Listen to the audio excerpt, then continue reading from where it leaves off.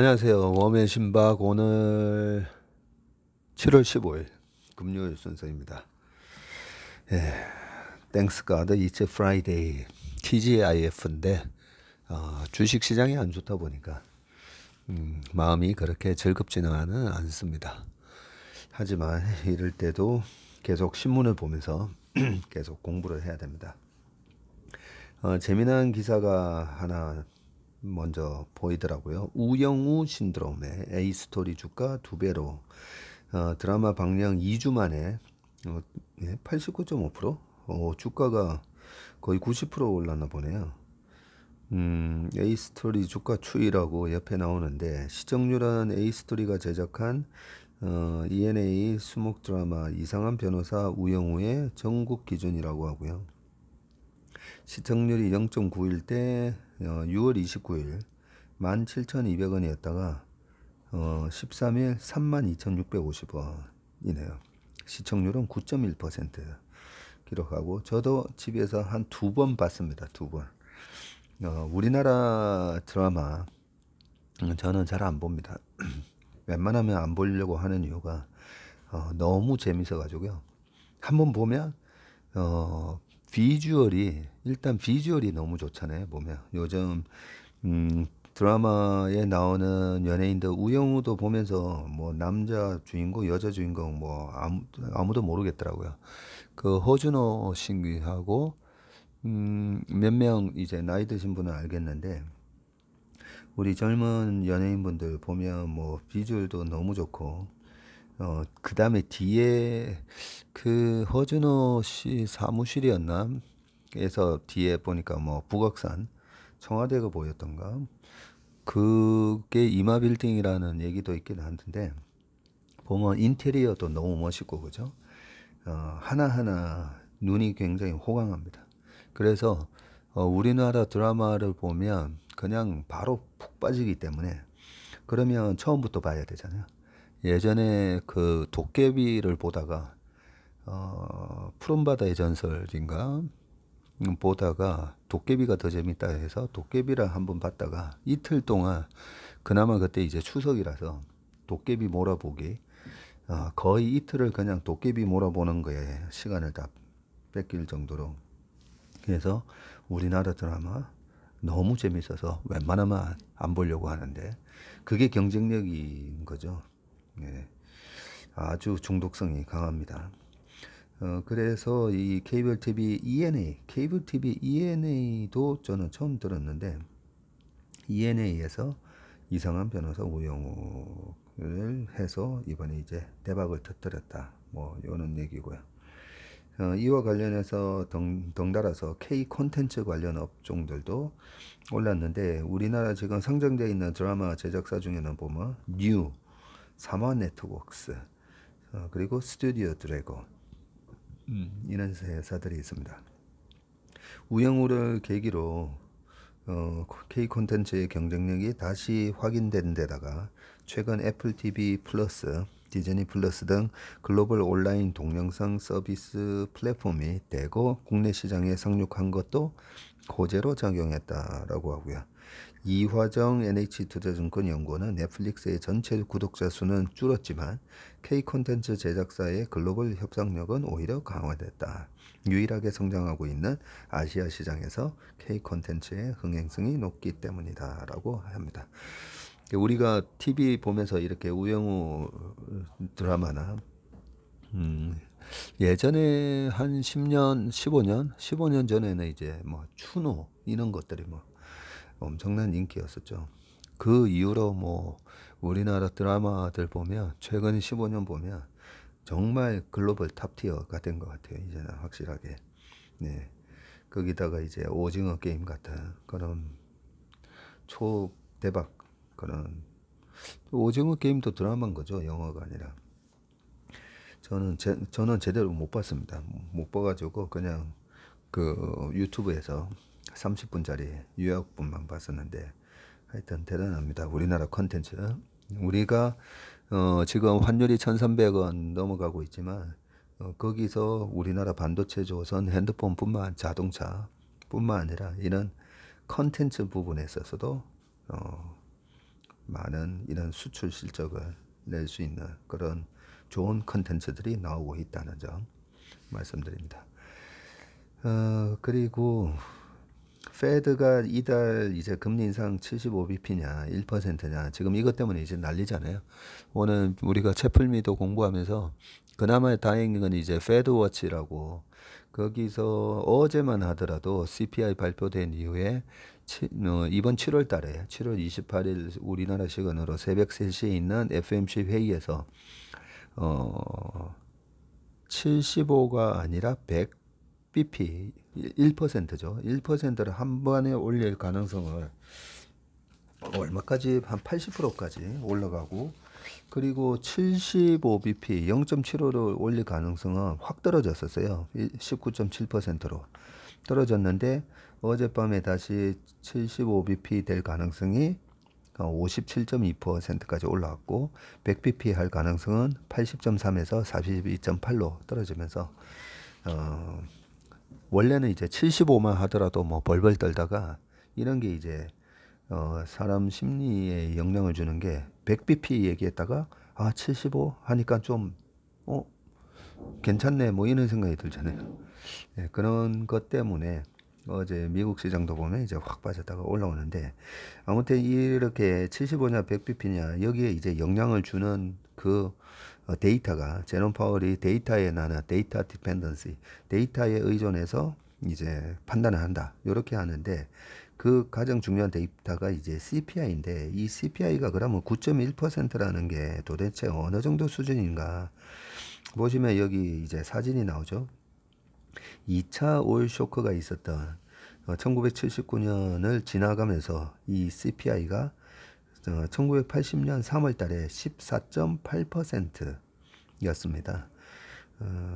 아까 최플림이 하면서 우리 최상무가 이 피크아웃 했던 때는 그러면 과거에 언제였었냐 질문했었는데 1980년 3월 달에 14.8%를 기록을 했었고요.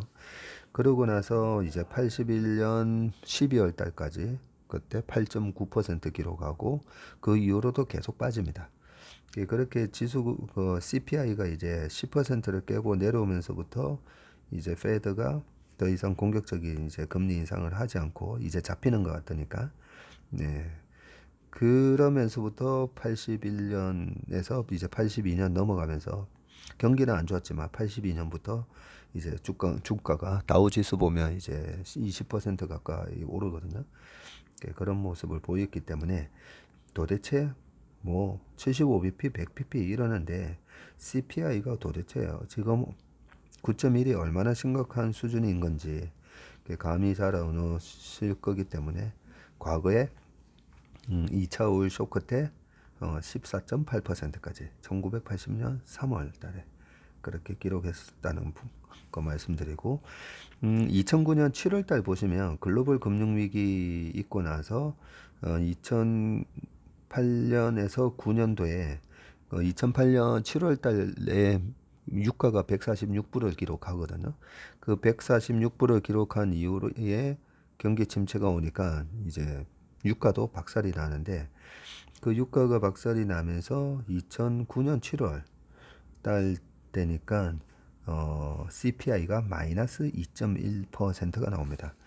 그러면서 그때 이제 버냉키가 그러죠. 물가가 3%에 도달하기 전까지는 돈을 무한대로 찍어내서라도 물가를 올리겠다. 라고 했고 2009년 7월 이후로 다시 쭉 물가가 올라옵니다. 물가가 올라오면서 다시 플러스로 이제 회복하는데 그러고 나서도 미국에서 QE1, QE2, QE3 양적 완화를 2014년까지 계속 이어갑니다. 지금 이 사진에 보시다시피 물가가 별로 많이 안 올라가요. 그 정도로 이제 당시에는 미국의 실업률이 2013년까지는 13년까지는 7% 이상 실업률이 유지가 됐었거든요. 그러다 보니까 그렇게 물가가 못 올라갔었습니다. 요 사진이 CPI가 그동안 이렇게 흘러왔구나 라는 걸 잘 보여주기 때문에 요 기사를 제가 따왔습니다. 음, 지금은 이제 페드가 금리를 어떻게 인상할 건지 9월 달에 0.75%를 추가 인상할 확률도 12일에 2.4%에서 80% 이상 치솟아 썼네요. 예, 9월이면 기준금리가 만약에 이제 이번에도 75 해서 2.25가 되는데 2.25에서 다시 또 75를 인상하면 3%가 되잖아요.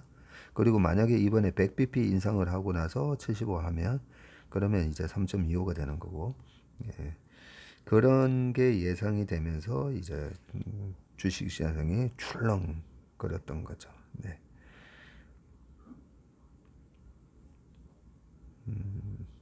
2009년도 얘기가 좀 나오는데 여기 보니까 지금 장단기 금리 차가 이제 역전이 되고, 장단기 금리 차가 역전이 되고 나면 항상 이제 리세션이 있었기 때문에 금리 역전 현상도 지금 지난 5일부터 13일까지, 그러니까 10년물의 국제 금리가 2년물보다 오히려 낮게 거래되고 있습니다. 지금 2년물이 어떻게 되고 있냐면요.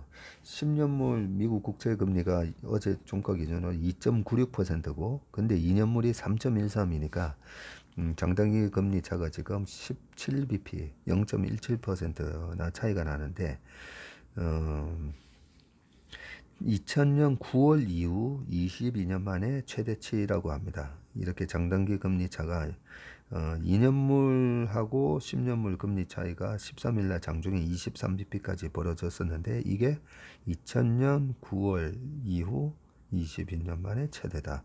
야, 2000년 9월이면 이제 닷컴 버블이 2000년 5월 달부터 이제 꺼지기 시작하면서 주가가 이제 폭락하기 시작하는데 2000년 9월 이후 22년 만에 최대치로 이렇게 벌어져 있다고 합니다.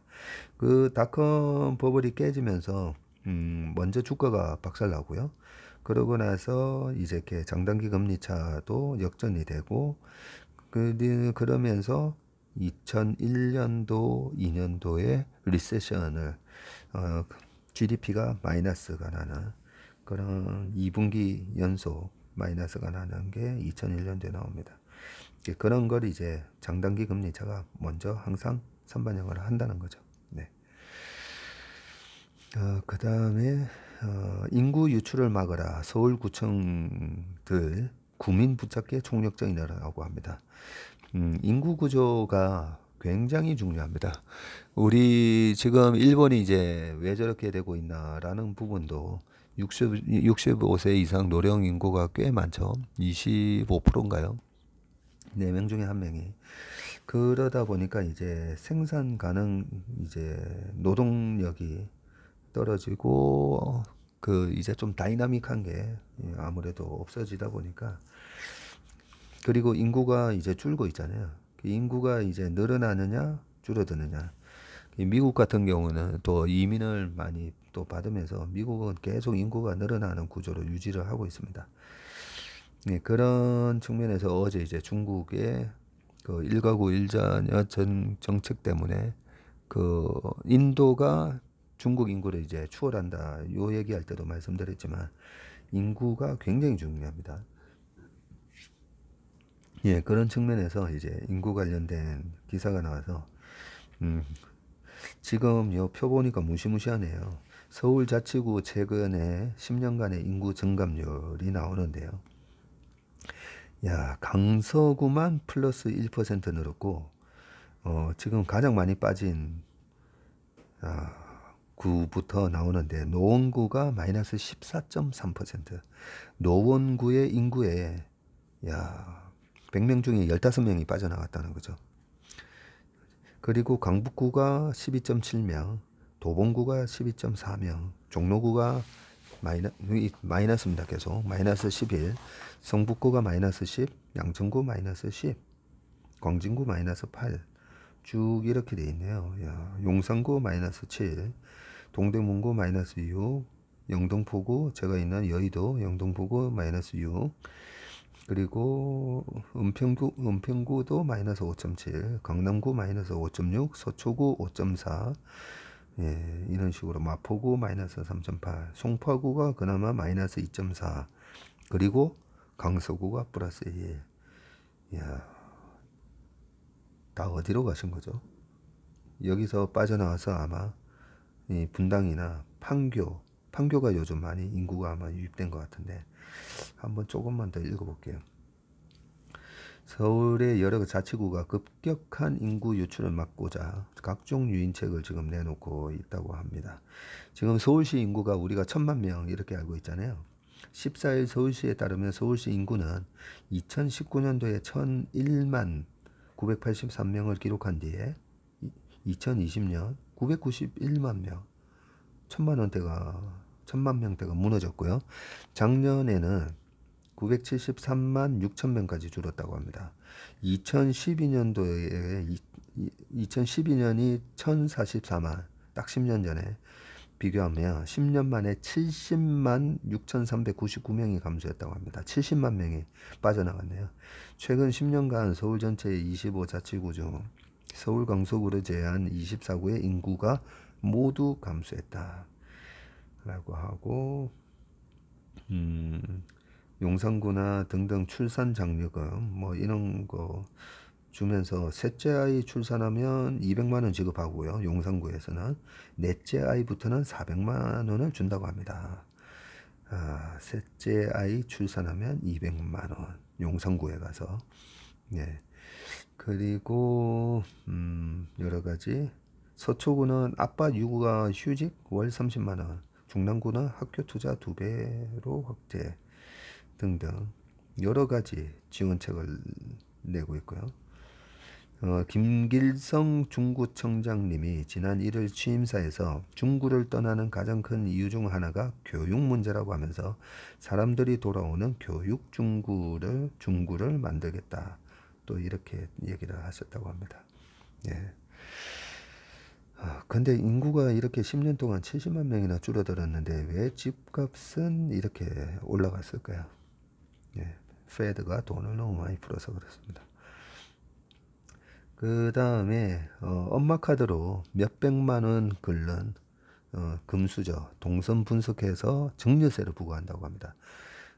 우리가 이제 재테크도 중요하지만 세테크가 굉장히 중요하다 했잖아요. 사진표 먼저 말씀드릴게요. 증여와 상속 어떻게 다른가?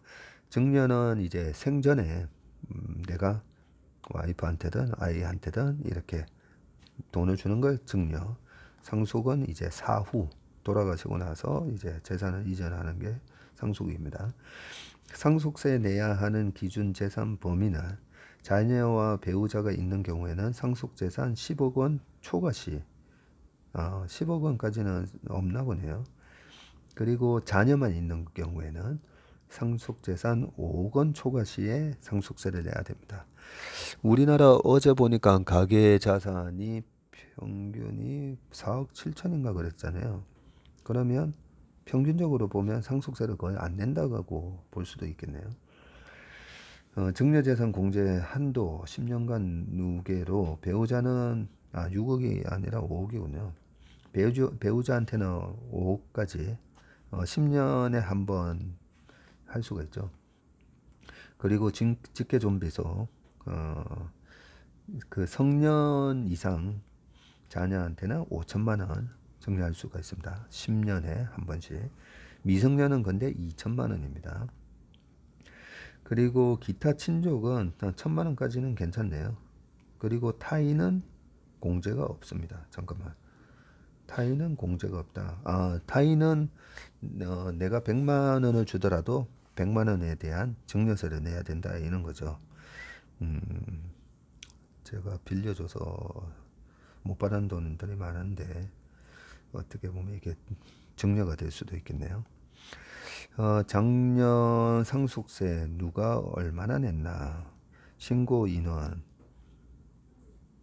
14,951명이 상속세 신고를 하셨고요. 상속재산의 가액은 66조 원. 와, 유가증권이 30조고 건물이 15조고요. 토지가 7조 8천억이라고 합니다. 아무래도 이제 대기업 재벌가에서 이제 증여를 하게 되면 상속이죠. 네, 상속을 하게 되면 유가증권으로 상속이 되겠죠. 예. 그리고 작년에 이제 증여세는 누가 얼마나 냈나? 26만 4천 건이 있고요. 증여 재산 가액은 총 50조 5천억입니다. 그 중에서 가장 많은 게 건물입니다. 건물 19조 9천억. 그리고 금융자산이 10조 3천억. 토지가 8조 9천억. 이렇게 되어 있습니다. 근데 요 제목에서 엄마 카드로 몇백만 원 걸는 금수저 동선 분석해서 증여세 부과를 또 할 수도 있다니까 한번 조금 볼게요.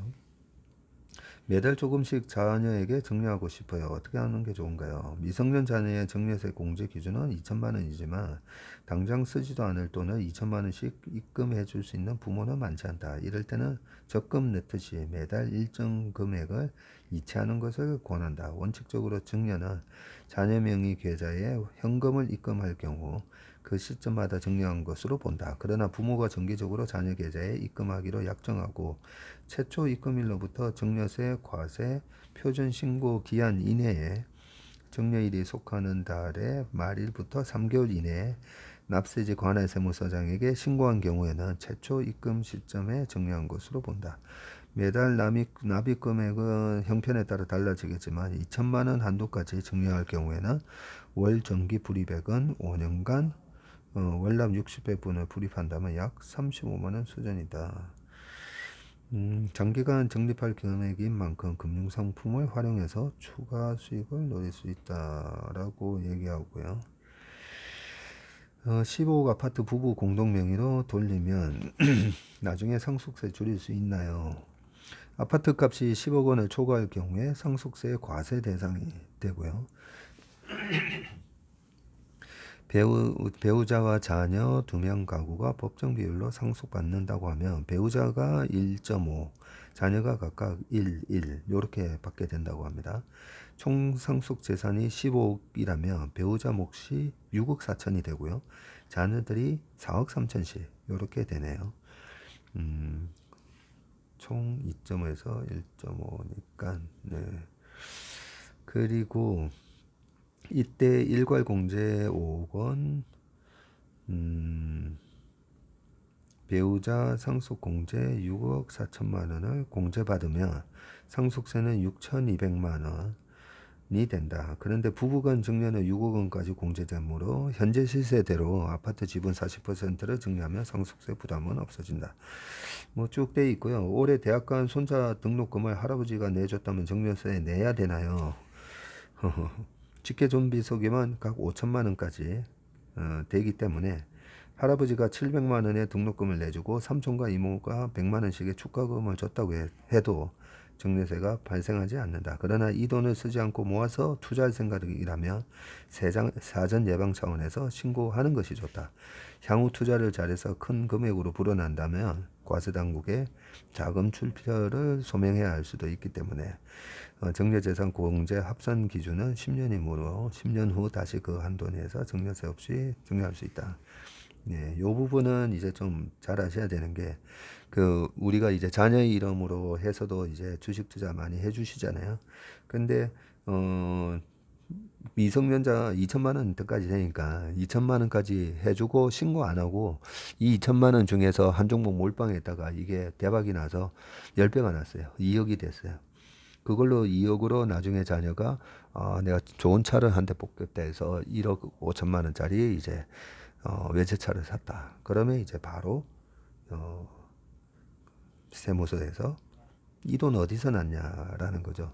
근데 이 돈 어디서 났냐는데 옛날에 부모님이 2천만 원 주셔가지고 이걸로 돈 번 걸로 샀다라고 했을 때, 그런데 그거 신고 안 했잖아. 그러면 2천만 원이 2억이 늘어났는데 그 2억에 대해서 이제 증여세를 때릴 수도 있습니다. 그렇기 때문에 만에 하나라도 지금 이제 자녀 이름으로 하시는 분들은 2천만 원까지 이렇게 해주셨다면 안전하게 사전 신고를 해 놓으시는 게 낫습니다. 되게 간단합니다. 예, 세무서 가셔가지고 뭐 간단한 거 하나 적으시면 됩니다. 그리고 그 다음에 유통공룡 3사 이익은 느는데 현금 흐름이 악화가 고민이다 라고 되어 있습니다. 유통 3사가 어디일까요? 롯데, 신세계, 현대. 네. 여기 표가 나옵니다. 롯데가 롯데쇼핑이 2021년에서 2022년도에 현금 흐름이 1조 8,200억에서 1조 3,276으로 줄었네요. 운전 자본이 2조 30억 원에서 2조 599억 원이고 영업이익은 매출액은 15조 9천억에서 4,520억 원 영업이익을 냈고요. 신세계는 영업활동 현금 흐름이 21년도에 1조 1천억이었는데 2022년도에는 7,200억 원으로 많이 줄었네요. 30% 가까이 줄었고 현대는 21년도에는 5천억이었는데 22년도에는 2,370억으로 줄었습니다. 우리가 요거 약간 좀 이제 전문적으로 들어갈 수가 있는데 캐시플로우 회계에 보면 매출이 있고 매출에서 매출 원가 빼면 이제 매출 이익이 나오고 그 매출 이익에서 또 판관비 빼고 뭐 이렇게 하면 영업이익이 나오고 그죠? 그 영업이익에서 또 이자 빼고 나중에 세금 빼고 다음에 이제 당기순이익 이렇게 되는데 그 당기순이익으로 이걸 얘네들이 이번에 1,000억을 벌었네라고 했더니 실질적으로 외상으로 사고 와가지고 현금이 안 들어오고요. 뭐 현금이 들어오지 않는 이런 이익이 많을 수가 있습니다. 그런 저런 걸 따져서 실제로 영업을 해서 현금이 발생한 게 얼마인가 이걸 진짜 현금 진짜 이익으로 보자 요런 개념이고요. 이익이 또 적게 났는데 알고 보면 영업 현금 흐름이 되게 좋은 경우도 있어요. 그게 어떤 경우냐면 이제 삼성전자가 이제 15조를 들여서 공장을 쥐어서 거기서 반도체 생산해서 이익이 났습니다. 났는데 그 15조의 공장 설비를 한 10년 써먹는다 그러고 보면 1조 5천억씩 감가상각을 할 수가 있고요. 그게 정액 방식이라고 하고 뭐 정률 방식이 있고 가속상각법 뭐 있고 한데 초반에 왕창 감가상각을 잡을 수도 있어요.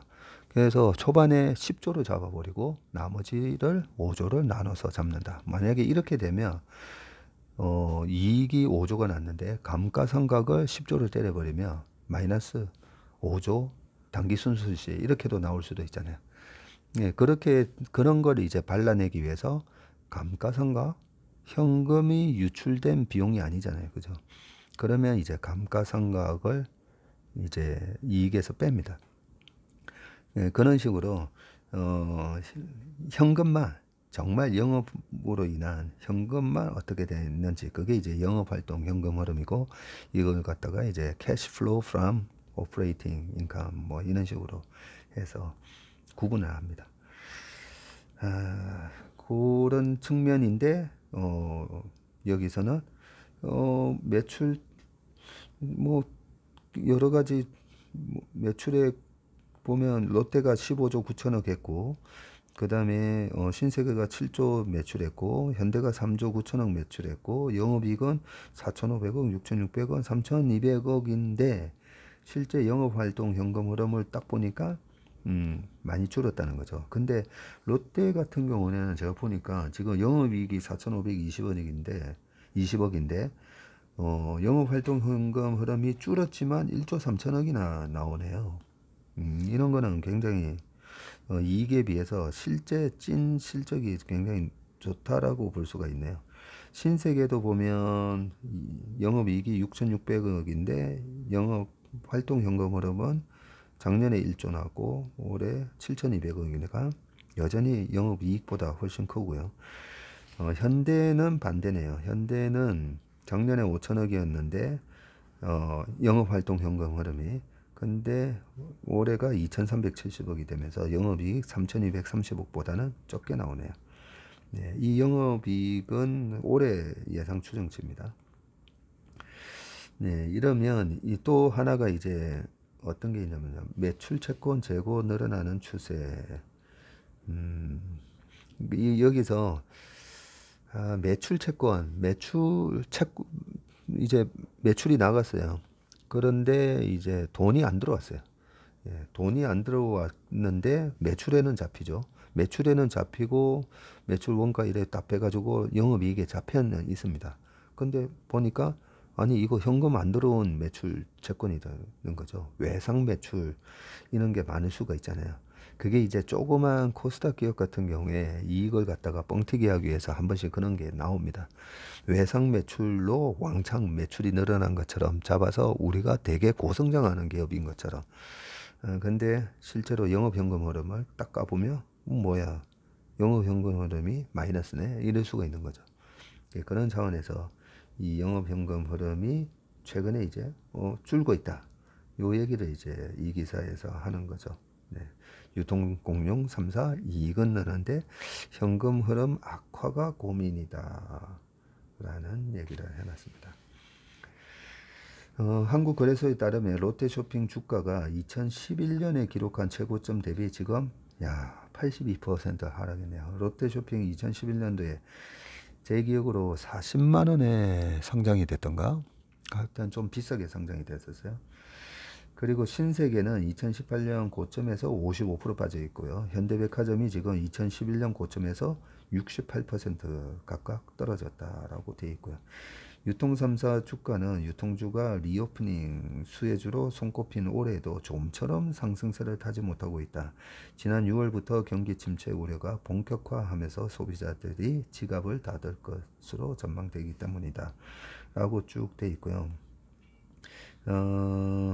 전년 대비 영업이익이 증가할 것이라고 증권업계에서 예상은 하지만 영업활동 현금 흐름은 지속적으로 감소하는 추세다. 롯데쇼핑이 아까 표해 보시듯이 이렇고 신세계도 각각 35에서 53% 급감할 것으로 전망이 되는데 이러한 흐름은 2023년까지 지속될 것으로 보인다. 영업활동 현금 흐름은 영업이익보다 주가와 상관관계가 높은 지표로 평가된다는 점에서 주가 흐름의 치명적인 부분이다.